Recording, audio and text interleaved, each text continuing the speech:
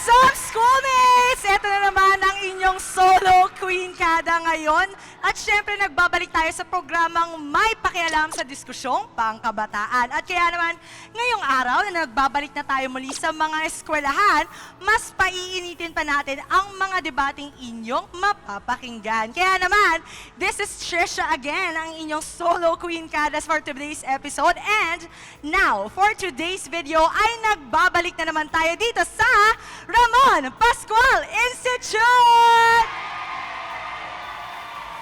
Yes, we love the energy ng mga Pascualians. Kaya naman, abangan natin ang isa na namang mainit na diskusyon dito lamang sa Schoolmates! Isigaw ang tinig mo, ihayag sa buong mundo ang karapatan, kalayaan.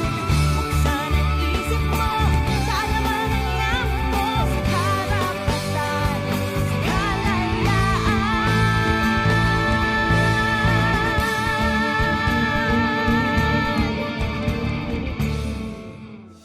Yes! Welcome back to Schoolmates! Ayan naman, dahil sinasabing malaki ang naging papel ng social media upang mas maging mulat ang mga kabataan sa iba't ibang issue ng ating bansa. Pero dahil dito, mas naging talamak ang cancel culture or yung tinatawag nilang parang online boycott sa isang individual.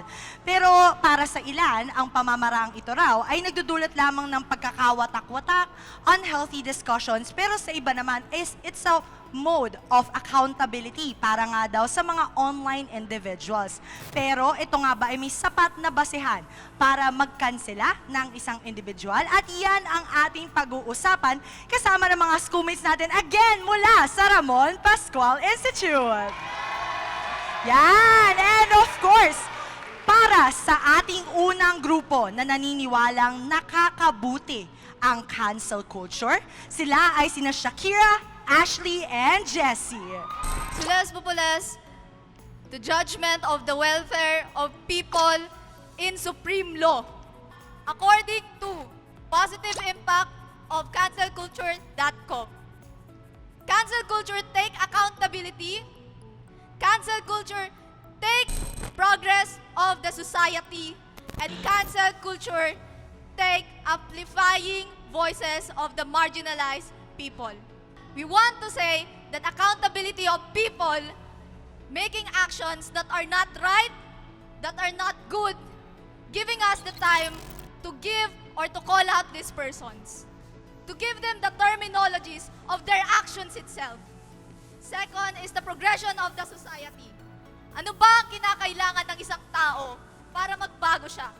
Ano ba ang kinakailangan niya upang sa ganon, malaman niya yung pagkakamali niya at malaman niya kung ano nga ba ang dapat niyang baguhin.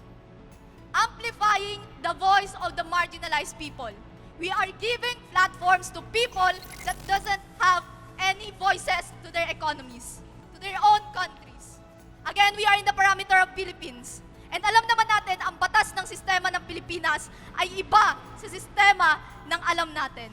At ang sistema nito ay hindi natin masasabing nasa maayos na kalagayan at nasa maayos na kinapupunan. Again, we are the affirmative side. And we are in the supreme law that we agree in cancel culture is good for the society. Alright.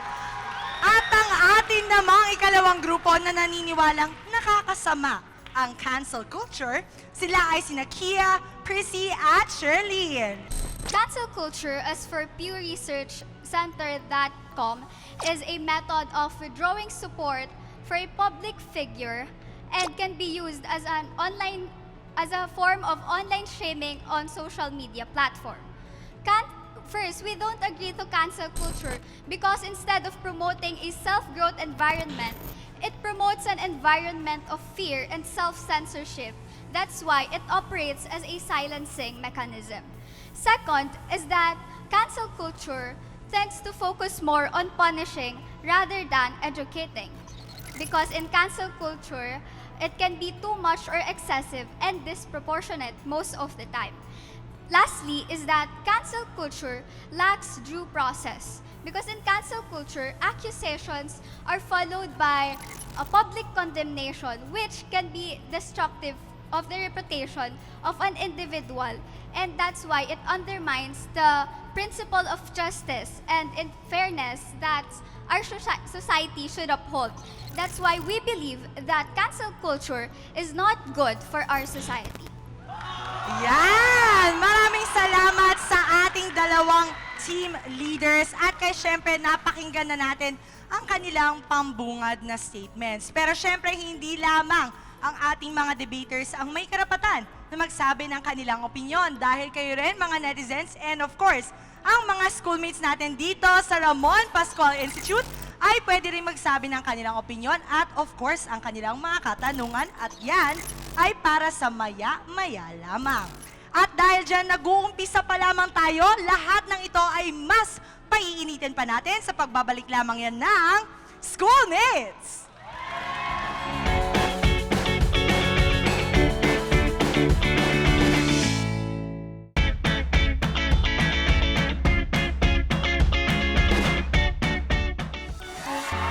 Yes, we love the energy. Welcome back to Schoolmates! Ayan, at syempre nandito pa rin ang energy ng ating mga Pascualians at narinig nga natin kanina ang opening statements ng mga team leaders regarding sa ating topic na kung nakakabuti nga ba o nakakasama ang cancel culture sa ating bansa. At syempre kasama rin natin ang ating mga schoolmates na nandito sa audience at netizens, and don't forget na ibigayan yung mga opinions sa ating social media pages na at Schoolmates and at PTVPH. At ngayon naman, mapapakinggan naman natin ang iba pang miyembro ng magkabilang panig. So let's start with Jessie. We must acknowledge that cancel culture is a part of our society and has been a part of our society for a long time. According to ncbi.com, cancel culture validates people that experiences harm. So, let us acknowledge that cancel culture is in a bad light today because of social media itself. So, it is already given that social media is toxic. So, additionally, there are no laws that stops us from freely speaking from what is on our mind. And so we should always be conscious on what we say out online because there are instances that people can be hurt from those words. And lastly, applying social pressure to unwanted behaviors is how humanity works. Thank you. Alright, thank you so much, Jessie. So sinasabi niya makinarya ang cancel culture, no? Kumbaga to apply social pressure and correct behaviors. Okay, Kia, ano naman masasabi mo dito? First, cancel culture is intolerance. Cancel culture discourages the people to respect others' opinion. No one should cancel or silence us because our opinion, belief differs from the opinion and belief of the majority of people in the society. Remember that all humans has the right to freedom of opinion and expression. Pangalawa, negatibong epekto ng cancel culture sa mental health ng isang tao, whether they are the one being canceled, the canceller, or a bystander. Pangatlo, ang ating bansa ay tinaguriang bilang social media capital of the world dahil maraming Pilipino ay nasa social media 3 oras at higit pa araw-araw. At alam naman natin na ang social media ay laganap ang malinformation, disinformation, and misinformation. Kaya mag-iingat tayo. Maraming ng mga counselor ang nakasuhan ng cyber libel. Halimbawa, si Ensyong D. Okay, so may mga nabanggit tayo mga celebrities, no? Thank you so much, no? I think isa din sa mga nais nilang parating is kailangan yung cancel culture, it's something that is harmful to the mental health. I think that's your main point, no? Ano naman ang masasabi mo dito, Ashley? We firmly believe in the view that cancel or call-out culture is good, for it highlights what action needs to receive the proper sanction. Multiple celebrities or people with very influential background tend to think that because they influence such a wide scope of the mass media, that they are no longer subjected to consequences. They think that because they are privileged and entitled, that they can do or say things without the sheer thought of taking accountability or responsibility over their actions. Calling out someone, be it aggressively or not, simply emphasizes individual comfort and protection against views that may be deemed as uncomfortable, disagreeable, physically, mentally, emotionally, or possibly psychologically harmful to them. Thank you. Alright, maraming salamat, Ashley. So I think on both perspectives, mas we're touching on psychological effects din no, of cancel culture. So, Prissy, ikaw, ano naman ang masasabi mo regarding sa topic natin ngayon? We firmly believe that cancel culture is bad for our society. This is because merong alternative na mas better at healthy way to hold someone accountable for their actions, which is the accountability culture. And sa accountability culture, we can apply the restorative justice in which it promotes understanding, accountability, and healing sa mga offenders na offend at sa mga community na naaapektuhan nito. In accountability culture, binibigyan ng chance para magbago yung mga taong nagkakamali. Dagdag pa rito, pino-point out talaga kung saan sila nagkakamali, which is the complete opposition of the cancel culture. Kasi in cancel culture, kapag nagkamali ka, it dismisses certain ideas or certain speakers and making them ineligible for the inclusion of the exchange. So that being said, malalaman na masasabi na natin na ang cancel culture ay bad talaga para sa ating society. And dagdag pa rito, according nga kay John Cotone, isang licensed psychologist, sinabi niya na hindi effective ang public shaming, which is a form of or parte ng cancel culture. Sinasabi niya na hindi ito effective to hold someone accountable for their own actions. Kasi ang nangyayari, the person becomes more unwilling to change and more unwilling to hold accountable for their own actions to spite those who are forcing it upon them. Okay, thank you so much, Prissy. Very valid points from both our debaters. Kaya naman, I feel na kanina pa lamang no, nagtataas na ng emojis ang ating mga Pascualians. At unang parte pa lamang yan. So guys, kayo, is it a yes to cancel culture or dapat bang ma-cancel ang cancel culture? Raise your emojis. Oh, okay. Iba-iba. Ano nga ba? Is it a yes? Or dapat ba ma-cancel ang cancel culture? Asan ang mga emojis? Itaas. So thank you so much sa energy ng mga Pascualians today. Mainit ang naging diskusyon natin. Pero syempre, guys, hindi lang kami dito sa mga schools ang may pakialam dito dahil apektado din kayo. Kaya naman, ang inyong mga opinions ay dapat ninyong i-comment and i-cancel nyo na rin no, kung meron kayong mga hindi dapat na masabi on our social media accounts. But again, do it moderately sa ating @schoolmates and @PTVPH. Kayo ba, dapat nga bang ma-cancel ang cancel culture? Is it a yes to cancel culture? Pero bukod dyan, schoolmates, mamaya may mapipili tayong best speaker, no? So, syempre, no, kanya-kanya ng pambato sa best speakers natin. But again, patuloy lamang tayong tumutok para sa tuloy-tuloy na discussion dito lamang sa Schoolmates! Woo!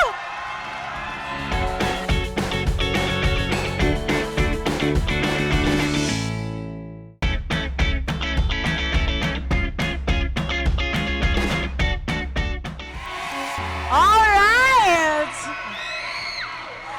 Welcome back to Schoolmates. Naging mainit nga yung palitan ng ating diskusyon kanina mula sa ating mga debaters. Pero ngayon naman, pupunta tayo sa ating free flow discussion. So again, gaya ng lagi namin pinapaalala sa bawat episode, ang role ng aming programa ay hindi upang diktahan kung ano ang tama or mali. Ang gusto naming marinig ay kung ano ang opinyon ng bawat kabataan at mas mapalawak ang ating kaalaman sa issue ng ating bansa. And with that, sisimulan ko na sa ating unang katanungan. Ready na ba ang mga debaters? Alright. First question is, bukod sa naging opinyon ng isang tao na na-cancel, dapat rin bang madamay ang kanyang kasarian, kabuhayan, sa pagbatikos o pagkansela sa kanya ng lipunan? I think this is a very straightforward question. We believe na hindi po. Kasi yung mistake na nagagawa nila, hindi naman yun yung nagde-define na sila, yung nagde-define sa kanila solely as a person. Kaya dapat, hindi rin dapat targetin sila personally na to the point na dadamay yung kanilang sexuality and yung personal life nila. And also, all humans has the right to freedom of opinion and expression, regardless of their race, culture, tradition. Article 3, Section 4 of 1987 7, Philippine Constitution, hindi namin nililimit na magkaroon kayo ng freedom of expression, hindi namin nililimit na magkaroon kayo ng opinionated version, but at the same time, kung ang person is kinakailangan pa nating limitahan according sa kanyang gender, according sa kanyang identity, it actually depends on their action na tinake advantage. Kasi we are pertaining here that cancel culture is depends on the action of the person itself. And ano ba yung stand na ginagamit niya? Ano ba yung platform na ginagamit niya? Ano ba yung influence na ginagamit niya? At higit sa lahat, ano ba yung mismong siya nung ginawa niya yung action na yun? So parang in addition, Personality ng tao, tama ba? Kung ano yung personalidad ng tao na yon nung sinabi niya, kung saang stature ba siya, gano'n. Like for, ito, bigyan natin ng example, no, para mas palawigin natin. Example, sinabi ng isang person or kilalang personalidad na parang bakit dapat magpasalamat tayo na marami tayong trabaho or magpasalamat tayo na nakakapag-commute tayo everyday. Pero siya ay isang mayaman na personalidad. Masasabi ba natin na dapat nating kansilahin ang kung ano man ang kanyang sinabi? Anong point nyo dito? Ito yung gusto kong specific example. May masasabi ba kayo dito? Ashley? but the thing is kasi, let's first consider, you are in a platform. You are being seen. You are an influence to the mass media. And from there, you are susceptible. You let yourself be susceptible to judgment. And those judgments, you cannot control them because then again, freedom of speech and expression of the people. So, you must be reminded that your actions, you should consider your actions regardless of whatever it is. Kahit hindi siya mali, pero sa tingin ng taong bayan na mali yun, you cannot do anything about it because that is the public opinion and you cannot control public opinion. and our Constitution agree that freedom of speech have the rights to know the truth itself. Ano ba yung kinakailangan naming malaman as a person? Ano ba yung kinakailangan namin ma-know or ma-notice? At higit sa lahat, ano ba yung nararapat na sanction sa person na gumawa ng action na hindi naman tama? And add ko lang, we are free to do whatever we want and express ourselves. But at the same time, we should have limits. But then, cancel culture is an abuse of freedom of speech. So, kung sinabi natin na nakagawa nga ng pagkakamali, then we should call them out in a nice way or hindi natin kailangan i-call them names or i-attack yung person mismo. Attack their own opinions rather than the person itself. Okay, sige. Nandito na tayo sa usaping ano nga ba yung katayuan ng person na nagsasalita para ma-cancel siya or hindi. So, simulan natin naman yung second question. Ang cancel culture sa ating lipunan, and I think this has been part of your points, no? Ginagamit siyang means of social justice. Sa panahon ngayon, tingin nyo ba akma ang cancel culture as means of social justice? Is it effective as a means of social justice? Is it yes or a no? Magkaiba kasi ang speaking up para sa justice sa canceling. Ang nangyayari sa cancel culture na nagba-backfire yung mga opinions or yung mga sinasabi ng tao. For example, yung tao na kinakancel, sinasabi na mali siya, and then ina-atake din siya. Hindi dapat ganon paraan ang gagawin natin. Dapat i-focus natin yung mali kasi magkaiba ang sa social justice, ang speaking up for the social justice and pag-cancel mismo. But, first of all, di ba, saan ba nagmumula? Because cancellation is aggression. Where does aggression start? If you are not heard, what will you do? If your voice is not heard, you will make it louder. If you make it louder and it's still not heard, what will you do? You will take a mass of people to help you voice out yourself. Kaya nagkakaroon ng aggression because being called out once is not good enough. That is why there are multiple times and that calling out becomes canceling. Because you cannot use one reason and not make it heard.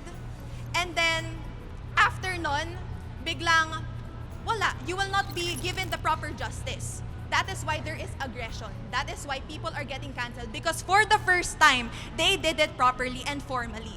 What happened? Wala. 'Di ba? Kapag hindi ka marinig ng isang tao, sisigaw ka at sisigaw. Okay, the problem with aggression, pagpapangunahan natin ang ating emosyon sa pag-handle ng mga bagay-bagay, we can harm people. 'Di ba? Freedom of opinion and expression has its own limits. Yung limits dapat hindi makaka-harm sa ibang tao. The problem with aggression kasi, in cancel culture, naging normal na lang yung pangbubuli, yung mga hateful comments, and also death threats. Cancel culture increased polarization, harassment, and flaming instead of having a lively discussion and open forum.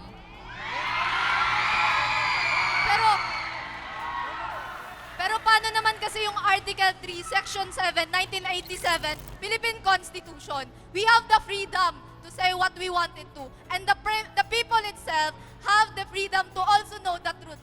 The justice they wanted to. Yes, sabi mo nga, nagkakaroon tayo ng mga sinasabi nating dark racial ganon.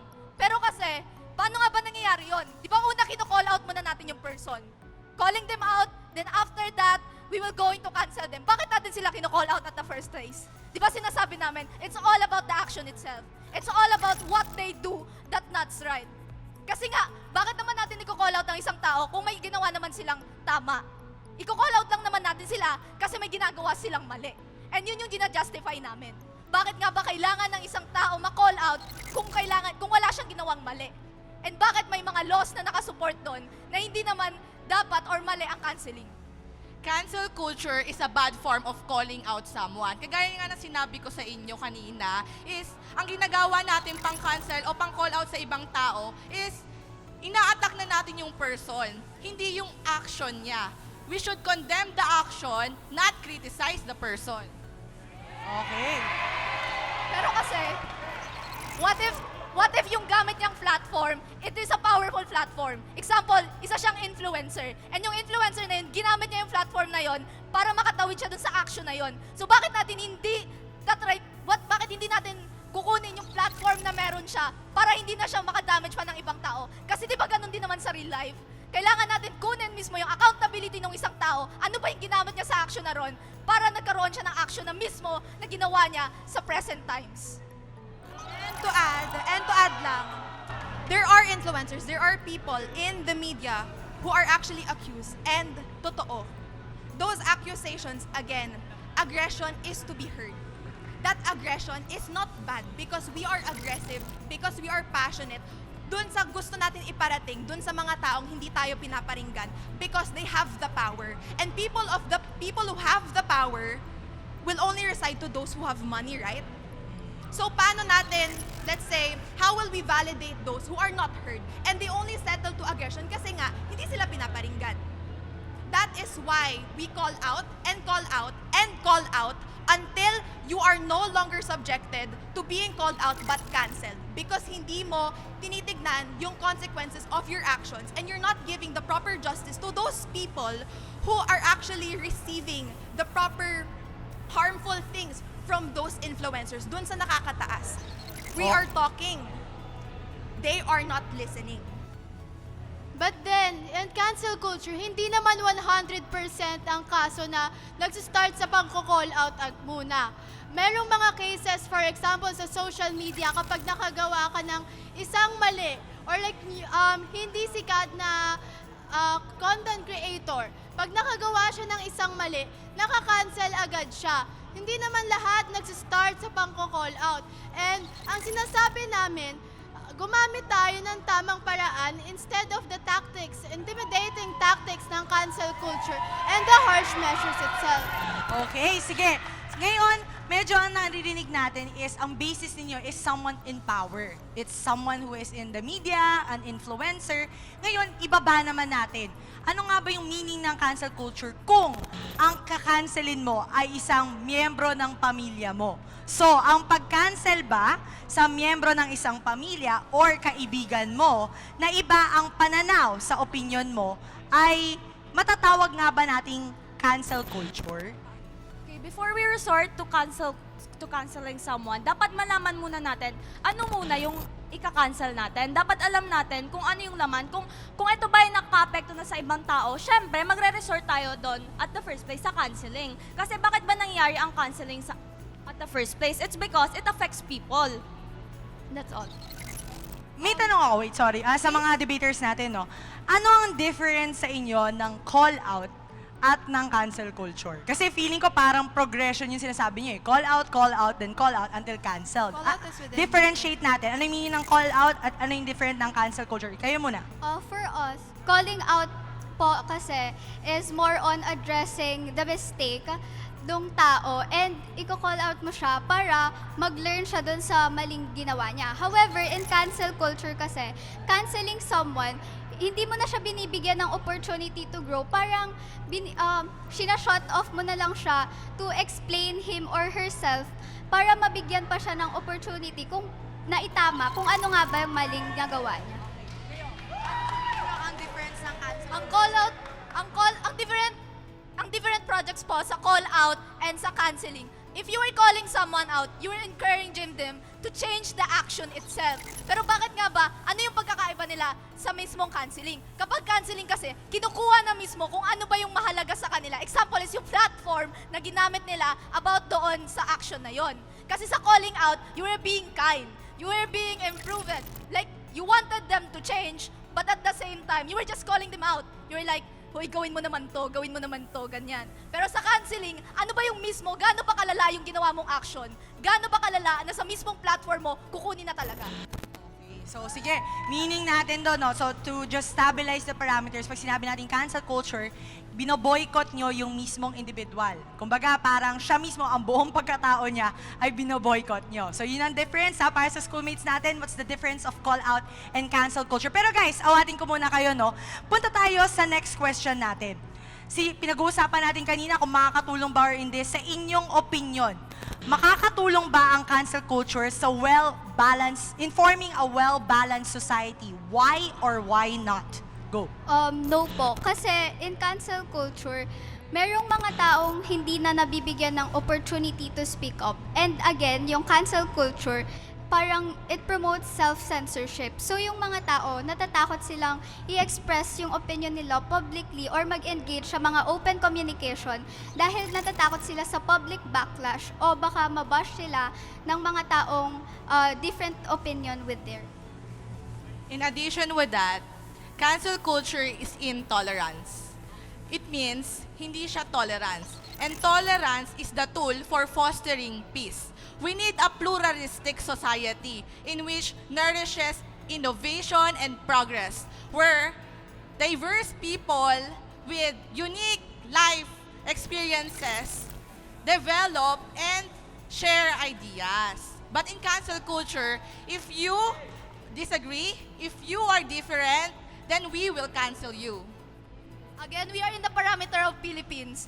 And democracy is a one thing that is very variable of us as a person and as a Filipino human being in this country. Now, bakit nga ba nagkakaroon tayo? Kagaya nga na sinabi ko kanina, amplifying voices of the marginalized people. We are giving them freedom to express themselves. We are giving them freedom to speak out for themselves. And we are giving them freedom kung ano ba yung ginawa ng isang tao na yon na nakaka-affect na sa influence niya or sa mismong platform na ginagamit niya. Or mismo, ano yung ginawa niya na nakaka-apekto na hindi maganda. Or yung action niya mismo na mismong hindi na makatarungan kaya namin siya kinakancel. Yes, but then... Pero the thing is, are you comfortable? This is just a simple question. Are you comfortable knowing that someone was accused of something and it was right? Let's say an abuser.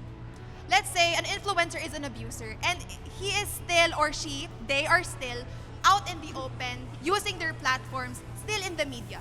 Will you be comfortable seeing them flourish while those who were affected, the victims of those who have been affected by that abuser, is not being heard? Will you be comfortable seeing them flourish and them not being heard? Kaya nga, mag-speak up tayo and then isama natin yung batas. May legal action tayong pwedeng isampa sa mga abusers na katulad na ganon. If But we then they're speak not being up, heard. if we speak up and then marinig ng justice, ay iimbestigahan. Do you think the Philippine system is okay? Do you think sa sistema ng Pilipinas okay pa rin? Because we are talking about people who are speaking, however, they are not being heard because people the power of the people only resides to those who have money. That is why aggression nga, babalik tayo sa aggression. People voice out their thoughts. They are not being heard. Yun ang problema natin. Because whatever happens, you will not be comfortable ever to a person na nagagamit pa rin yung platform niya kahit alam mong may nagawa siyang mali. In addition to that, makikita nyo pa rin siyang nag-i-influence ng iba't ibang tao. Nakikita nyo pa din. Now, nakikita nyo siyang nai-influence, pero kino-call out lang siya. Hindi siya kina-cut off. Pero mali na lahat ng ginagawa niya, and nagmo-motivate pa siya to do that action. Sa tingin nyo ba nasa tama pa rin yun? Lalo na kung yung justify ng justice ng Pilipinas ay hindi nasa maayos ng sistema ng balangkas nito. We have a restorative justice kung saan ina-address yung mga harm and conflict sa community and focusing on pag-aayos ng problema. We should not criticize the person. But do you think that we are receiving the proper justice to those people who are not being heard because people of power have money to shut them off? So, ang nagiging solusyon nyo is magkaroon tayo ng war on social media. Sinabi nyo na nga, social media is toxic. So, kung hindi tayo magkakaroon ng better na pag-i-speak up, magkaiba kasi ang speak up sa pagka-cancel.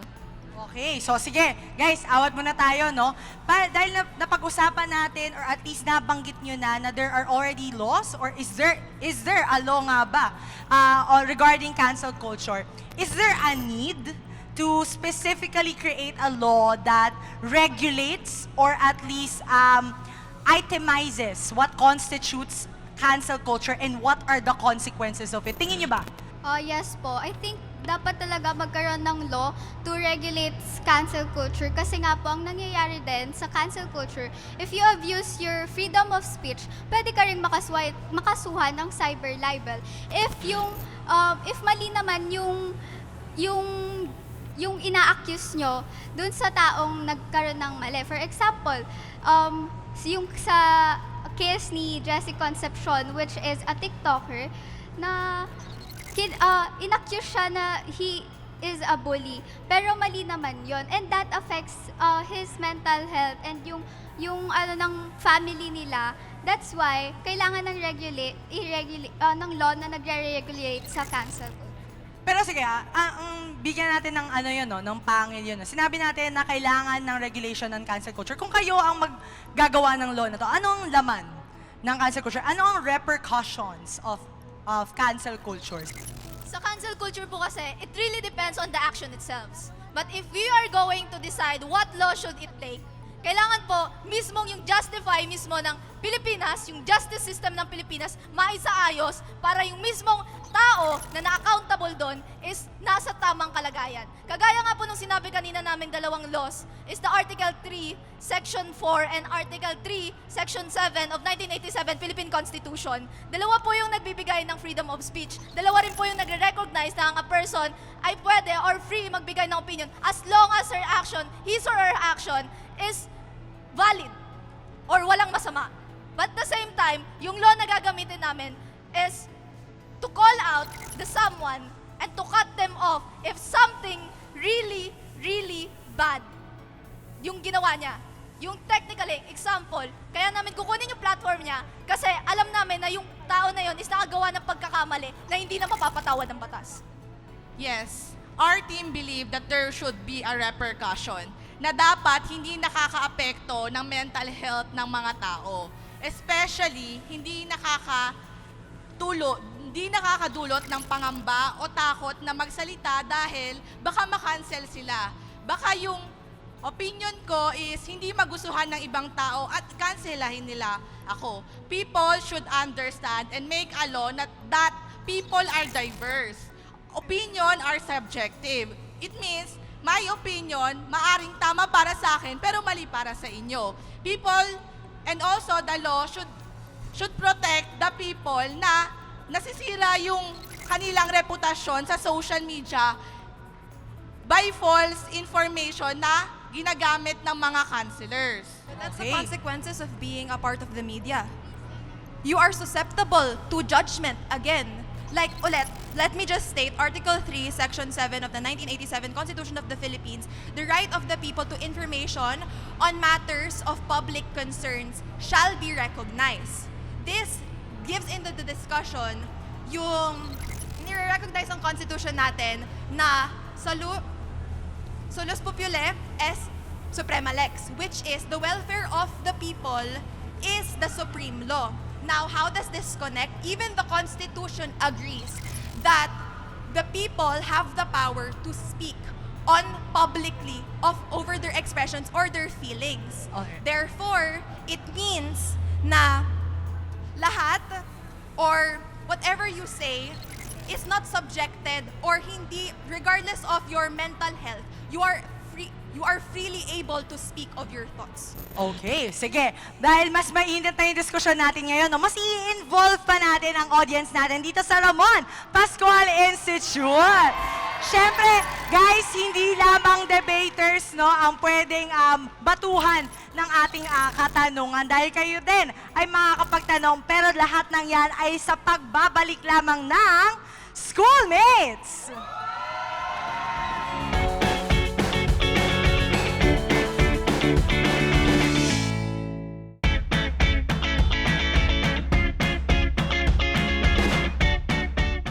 Yes! Welcome back, Schoolmates! Thank you sa energy no, ng ating crowd dito sa likod. But anyway, ngayon naman, as mentioned earlier, meron tayong ilang audiences natin na magtatanong sa ating debaters. Okay? Inimini-mani mo or Jack and Poy kayo? Oh, siya na, ikaw na na-voluntold ka. Okay, ready ka na ba sa +5, ma'am? Sir, +5, Jar. Ayan. Okay, ano muna name mo? Sedi po. Sedi ang batang prinsipe. Okay, anyway, sige. Sedi, ano ang iyong tanong at kanino mo gustong tanungin ang tanong na ito? Good day, debaters. Now, I have a question for each and every one of you. How does cancel culture really make a person accountable for their actions? We believe na in cancel culture, it does not hold accountable yung tao. Kasi in cancel culture, gumagamit to ng mga intimidating tactics and harsh measures. And may licensed psychologists na nga na nagsasabi na hindi to effective na paraan para i-hold ang accountable ang isang tao sa kanilang actions. By the means of calling their out. Paano nga ba natin masasabi na i-hold natin na accountable ang isang tao? Una sa lahat, we need to call them out for their actions. Ano ba yung actions na ginawa nila? Ano ba yung parameter ng actions na ginawa nila? Gaano ba kalala? Gaano ba yung naapektuhan nito? Gaano ba kadaming tao yung nakukuha or nagkakaroon ng pagkakataon na masama yung ginagawa niya? Or ilang tao ba yung naapektuhan ng kasamaan na to? Tsaka naman siya tatawagin for accountability ng as a person, kailangan niyang ma-cancelled out kung ito na talaga ay hindi na malalagyan ng remedios for calling their out. Okay, so, ang next question naman natin ay galing kay? Leo. So, kanina nasagot na yung tanong ni Sedi. Leo, ano ang iyong katanungan at kanino mo gusto itong itanong? So I'm asking for the both teams. Does cancel culture make our society well productive? So, kanina ang tanong is well-balanced. Ngayon ba tingin nyo ang cancel culture makes them well-productive? Productive nga ba tayo pag may canceling na nagaganap? We believe na hindi tayo nagiging productive. Kasi meron tayong freedom of speech. And sa cancel culture nga, yun yung abuse of freedom of speech. Tapos, dagdag pa rito, may mga cases na hindi binibigyan ng chance ang tao para magbago. And then, dinidismiss nila ang certain ideas or even certain speakers na mahalaga para sa isang healthy debate na dapat meron tayo as a society.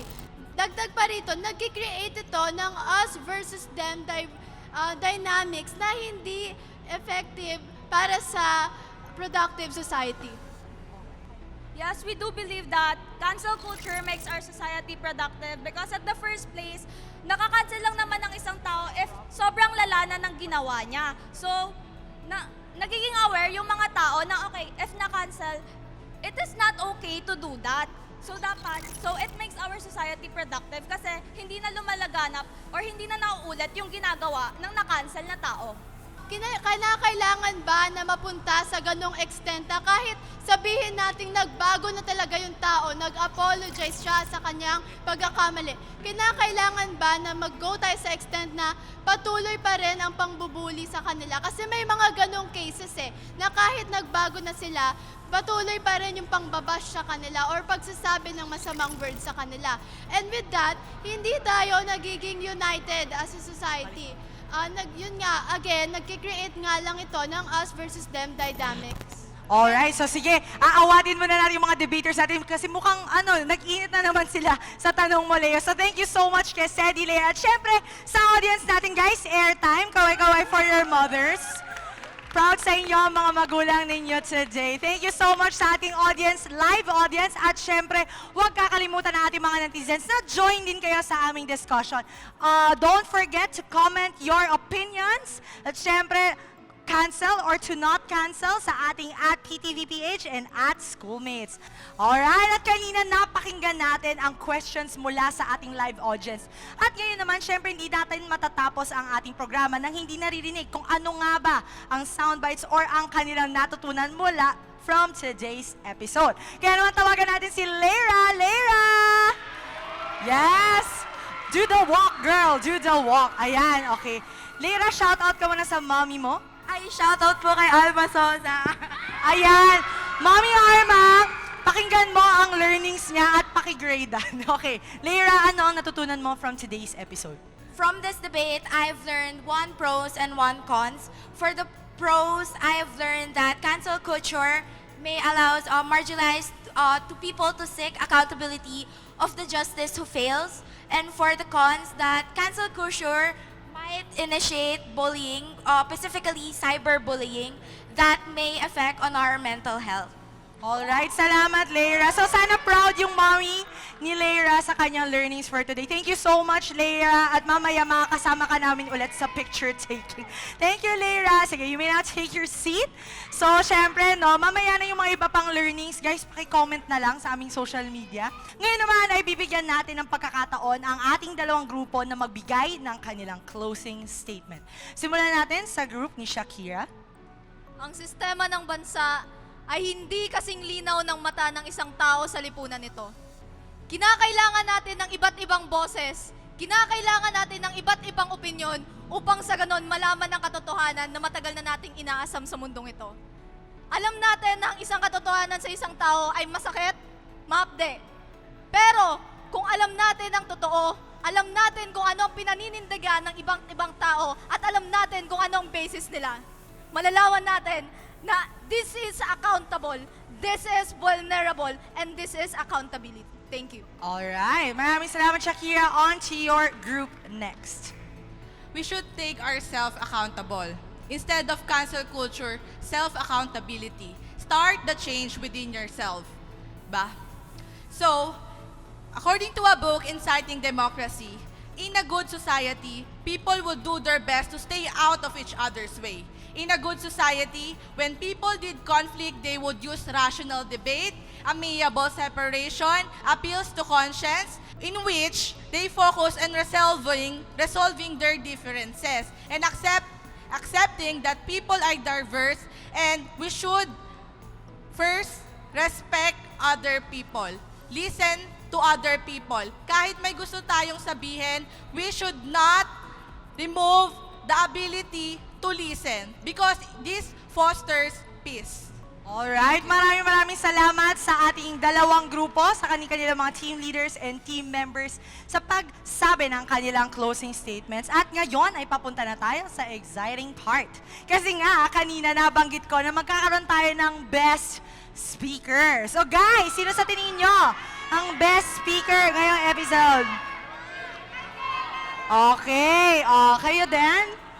O iba, silence, crew dito sa kabila. Pero yan, okay guys, dahil nga ngayon ay maraming naging valid points and valid opinions ang magkabilang grupo, meron lang tayong isa na pinili na may pinakamatatas at matalas na ideya na nasabi sa episode natin ngayon regarding cancel culture. At siya ay walang iba kundi si, guys, hawak kamay. Literal, hawak kamay. Okay, so huwag kayong mag-aaway-aaway after nito because ang best speaker for today's episode ay si Kia! Oh, thank you po. Ayan. So Kia, anong masasabi mo? At una sa lahat, shoutout muna sa mommy mo. Shout out po sa mami ko po, Alje Francisco. Sana po proud po kayo sa akin and I'm sure proud din po kayo sa akin. And especially to LJ Legaspi, thank you for the support. And then to my co-team, won't be possible kung hindi kami nagtulungan and then hindi namin sinuportahan yung isa't isa. Taray, LJ, may shoutout ko. Okay, thank you so much, Kia. Congratulations ulit sa pagiging best speaker. You may now proceed back to your group.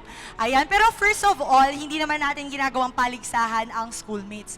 Maganda na valid points ang na-raise ng bawat isa. So, congratulate yourselves, debaters. It was a very well-executed debate. So, maraming salamat. Pero syempre, hindi din natin matatapos ang programang ito nang hindi nagpapasalamat sa Ramon Pascual Institute. Thank you so much po, guys. Ayan. Maraming salamat sa pagsuporta sa aming team, sa schoolmates, no? Syempre sa akin na naging solo flight today. Thank you so much sa teachers po natin, sa students na napakaganda ng energy. Gusto rin namin pasalamatan ang mga netizens na patuloy na sumusuporta po sa amin ngayon. Don't forget to comment and of course suportahan yung mga debaters and disagree kung kailangan sa ating social media pages, at schoolmates, at of course at PTV PH. Kaya naman, okay. Tatapusin na natin ang ating diskusyong ito. Ang masasabi ko lang, lagi nating nagiging topic ang cancel culture. Pero, lagi ang nabibring up is accountability, syempre, no, censorship. Maraming topics ang nasasagasaan ng cancel culture. Pero we should all boil down to one thing. Respect, di ba? Bawat tao may responsibilidad sa kanilang sinasabi online. Lahat sila may karapatan na magsabi ng kanilang iniisip, ng kanilang opinyon. Pero ang pinakamahalaga sa lahat, magpakingganan tayo. There should be empathy and kindness. Kasi lahat tayo may pinagdadaanan. Lahat tayo may pinanggagalingan. It's all up to us to carry it well. And of course, speak only of kindness and speak of others well. Kaya naman, with that, sa bawat usapin, sa bawat issue, may boses tayong mga kabataan. Kaya naman sumalit makinig at makisa dahil opinyon nyo ay mahalaga. Kaya naman isigaw natin sa buong mundo. Schoolmates, may pakialam ka! Thank you so much!